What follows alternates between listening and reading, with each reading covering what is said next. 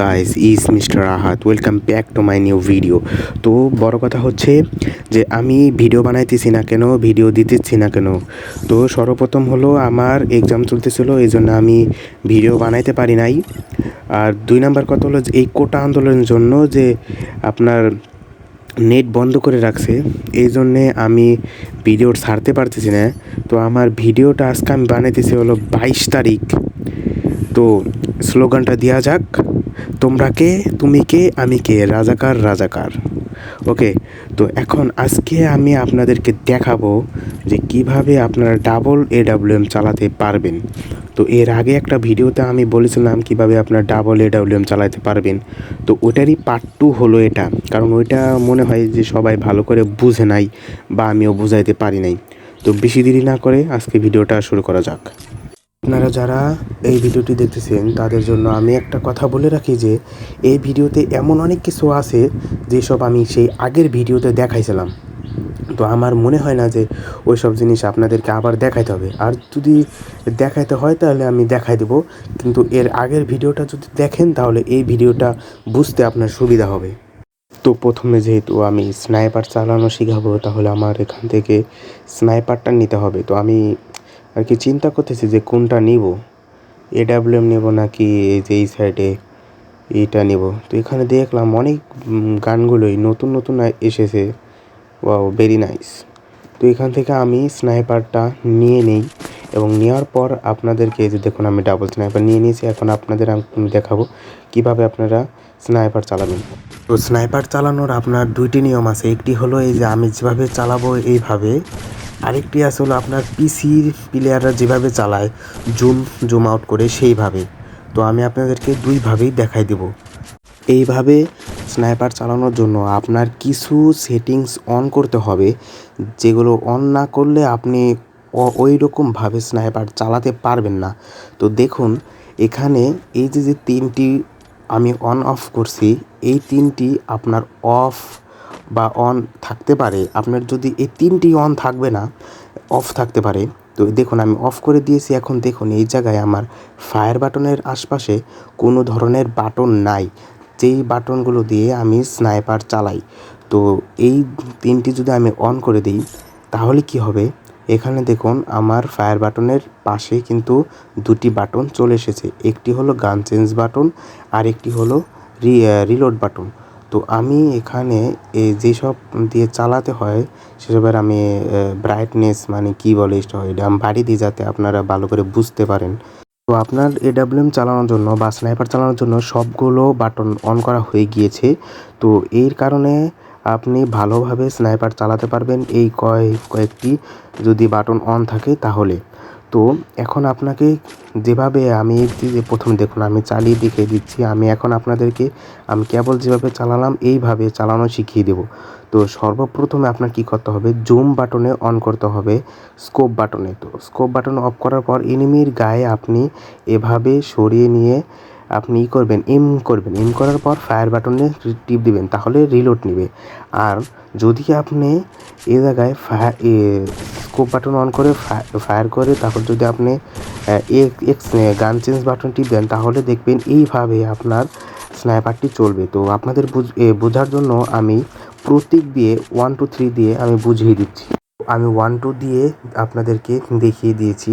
তো এভাবে পরাপর আপনারা যদি বাটন টিপ দেন তাহলে আপনার একবারে মনে করেন যে পিসি প্লেয়ারের মতো তো না, কিন্তু ওই রকমভাবেই প্রায় এই যে এইভাবে আপনার স্নাইপারটি চলবে।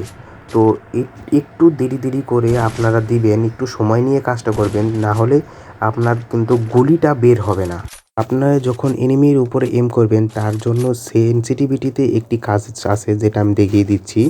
তো সেটিংয়ে যাওয়ার পরে যে সেনসিটিভিটি, এখন দেখুন এই যে স্নাইপার স্কোপ, এটা আগে থাকতো আপনার 100 কিন্তু এখন 200 করে দিয়েছে। তো ওটা যদি একবারে কমানো থাকে তাহলে আপনার স্কোপের সময় একটু মুভমেন্টটা কম হবে। আর যদি আমি এই যে দেখুন 200 করে দিচ্ছি, এখন দেখুন কি ধরনের মুভমেন্ট হয়। তো এটা আপনি আপনার মতো অ্যাডজাস্ট করে নেবেন, তাহলে আপনার ধরেন যে এনিমি দৌড়িয়ে যাচ্ছে তখন আপনি ভালোভাবে তাড়াতাড়ি এম করতে পারবেন। আর যদি এটি একবার 200 দিয়ে দেন না, নাহলে কিন্তু এনিমির উপরে আপনি এমনি করতে পারবেন না। তো আমি এখানে সর্বোচ্চ গেলে যে 90 100 এরকম আমি রেখে দিই 90-এর মাঝখানে। তো একি রে ভাই আমার প্লেয়ার কী হয়েছে? তো প্রথম উপায় শেষ। এখন আমি আপনাদেরকে এই যে এইভাবে কীভাবে চালাবেন সেটা আমি দেখিয়ে দিচ্ছি। তো আগেরটা যদি আপনি বুঝে ফেলেন তাহলে এটা আপনার কাছে কোনো ব্যাপারই না, পরে চমলক্ষ মায়ের হবে। তো এখানে আপনার কি করতে হবে, ফায়ার বাটন, এরপরে চেঞ্জ আরে গেরিনা রে, হায় রে। তো আরে দূর ভাই, কোন জায়গায় ঢুকাই দিছে ভিডিও বানানোর সময়। তো হ্যাঁ, ওই জায়গায় আপনার ফায়ার বাটন, এরপরে চেঞ্জ বাটন দিতে হবে। আপনার শুধু স্কোপ বাটনটা সরে যাবে। তো আমি আপনাদেরকে এখন একটি জিনিস দেখিয়ে দিচ্ছি, সেটা হলো যে দেখুন আমার সেটিংসে আমি 3 ফিঙ্গারে গেলি, তো আমার এখানে 3টি জিনিস একই জায়গায় আছে। তো এই 3টি জিনিসের কারণে আমার খেলাটাও একটু ভালো হয়, আর আমি স্নাইপারটাও ভালো করে চালাতে পারি। তখন আপনারা যখন এইভাবে চালাবেন তখন আপনারা বসে চালাবেন, কারণ বসে চালালে মুভমেন্টটা একটু কম থাকে আর আপনার গুলিটাও অত বেশি রিকয়েল যাবে না। তো দেখুন বসে চালানোর সময় দেখুন আমি যেই কটা গুলি একটু সরে আমি এখানে এভাবে অনেক সুন্দরভাবে এনিমিকে কিন্তু মারতে পারছি। যদি বসে চালাতে চান তাহলে এইভাবে আপনারা চালাতে পারেন, আর যদি বসে না চালান তাহলে এভাবেও চালাতে পারেন। আপনার যেটা ইচ্ছা আপনি সেভাবে চালাতে পারেন। আপনাদের আমি বলে রাখি, আপনারা 3 ফিঙ্গারে খেলার চেষ্টা করবেন, কারণ 3 ফিঙ্গারে খেললে আপনি ওয়ান ট্যাপও ভালো মারতে পারবেন, স্নাইপারও ভালো চালাতে পারবেন। তো এরপরে ভিডিওটা হলো দেখুন আমি আমি যে ডেজার্ট চালাইতেছি না, এইভাবে আপনারা হেড মারতে পারবেন, বুঝছেন? এইভাবে যদি আপনি মারেন তাহলে আপনার মানে ধরতে গেলে যে প্রায় আপনার অনেকগুলো গুলি আপনার হেডে লাগবে। তো ওখানে তো লাগছে না, আমি লোন অফে গিয়ে দেখিয়ে দিচ্ছি যে কিভাবে লাগে। তো এর পরের ভিডিওতে যদি আপনারা এটা শিখতে চান যে এটা কিভাবে আপনারা করবেন, তাহলে আমি এটা দেখিয়ে দিতে পারি। তো প্রথমে আমার চান্স দিয়েছে, তো আমি স্নাইপার নিয়ে নেই। তো স্নাইপারগুলো আমি চালাই, কারণ আরে M1 নিছি, তো M1 আমি ভালো করে চালাতে পারি না ভাই। আমি নিজে আপনাদেরকে বলতেছি ভাই, M1 স্নাইপার অন্য স্নাইপার থেকে বহুত ভয়ঙ্কর, বহুত।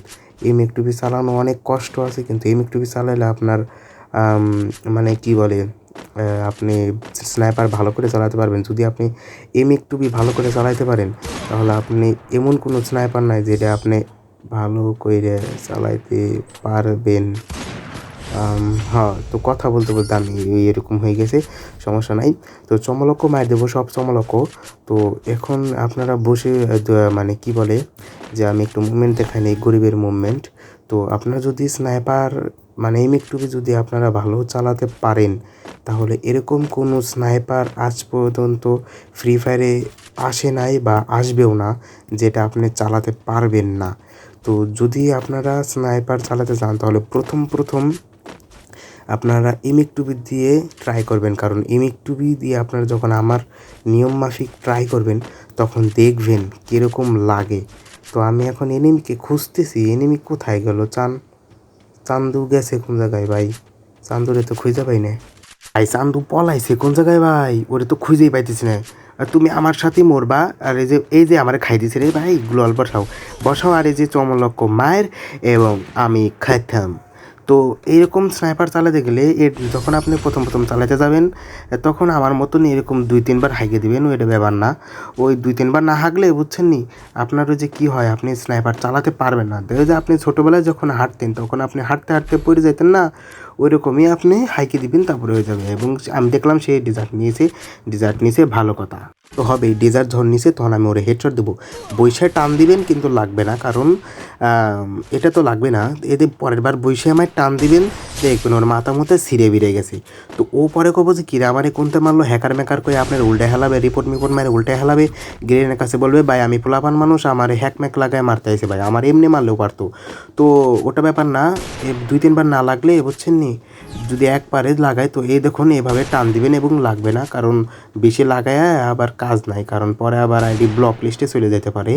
তো ওর ব্যাপার না, তো নিচে নামে এভাবে টান দিবেন, তো টান দেওয়ার পরে ও আপনার হেডশট মেরে দিবে, কারণ আপনি 2-3টা বার মিস করছেন। কে ভাই আপনি ওরে হেড মারবেন আর ও যদি আপনার হেড মারে তাইলে দোষ হয়ে গেল। হ্যাঁ, এটা তো নিয়মের বাইরে। তো বেশি বেশি হেড মারেন না, নাহলে কিন্তু আইডি ব্লক লিস্টে চলে যাবে। তো আজকের ভিডিওটা ছিল এই পর্যন্তই। ভিডিওটি যদি ভালো লাগে তাহলে চ্যানেলটিকে সাবস্ক্রাইব এবং লাইক করে দিন। চ্যানেলটিকে সাবস্ক্রাইব করলে এই ধরনের চমকপ্রদ ভিডিও পাবেন। আজকের জন্য গুড বাই।